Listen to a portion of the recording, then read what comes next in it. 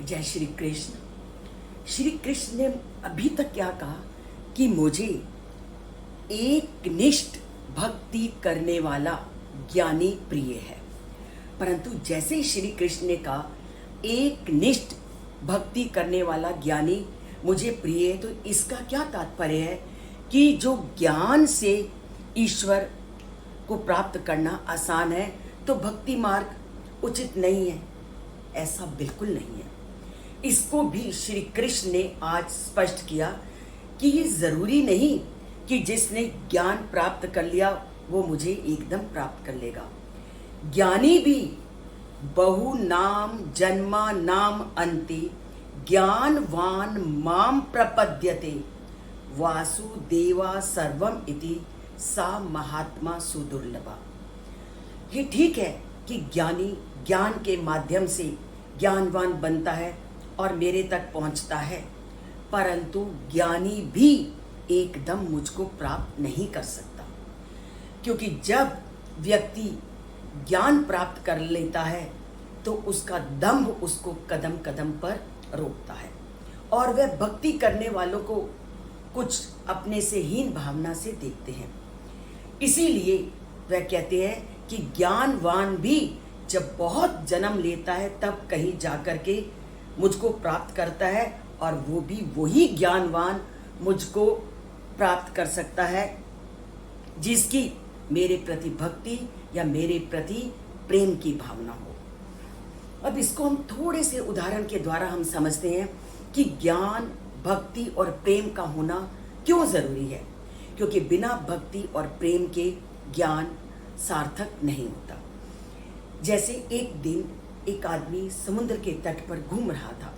अचानक उसके हाथ में एक बहुमूल्य पत्थर सा लगा।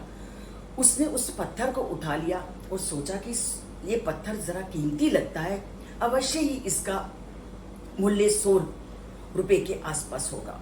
तो उसकी उस पत्थर के प्रति प्रेम की भावना जागृत हुई। परंतु जैसे ही वह उस पत्थर को एक जोरी के पास में ले गया तो जोरी ने कहा ये पत्थर तो बहुमूल्य है, ये तो 1 लाख का है। तो उस व्यक्ति की उस पत्थर के प्रति ज्ञान होते ही जो प्रेम की भावना और अधिक बढ़ गई। वो पत्थर को घर ले गया। थोड़े दिन बाद उसका चाचा जो जोहरी था वो आया। वो कहता है ये पत्थर ये तो करोड़ों के मूल्य वाला है। वो कहता है नहीं, ये पत्थर इतना मूल्यवान नहीं हो सकता। वो कहता है ठीक है, अगर तुझे नहीं लगता तो मैं तुझे 75 लाख देता हूं और ये मुझे दे दे।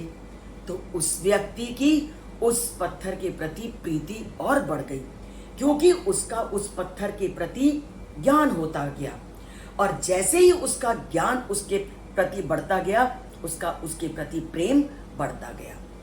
ठीक यही स्थिति ज्ञानी व्यक्ति की है।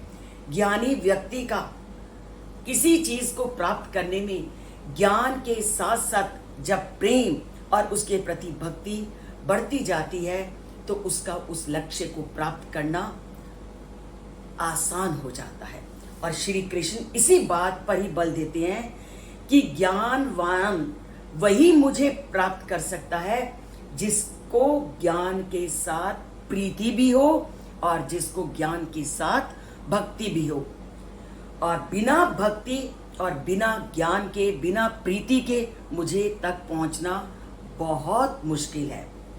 और ऐसा तो हमारे ग्रंथों में भी मिलता है, जाने बिना हो ही ना प्रतीति, कि जब तक हम किसी चीज को जान नहीं लेते तो हमें उसकी प्रतीति नहीं होती, और बिनु प्रतीति हो ही ना प्रीति, और जब तक हमें ज्ञान नहीं होता तो प्रेम नहीं होता।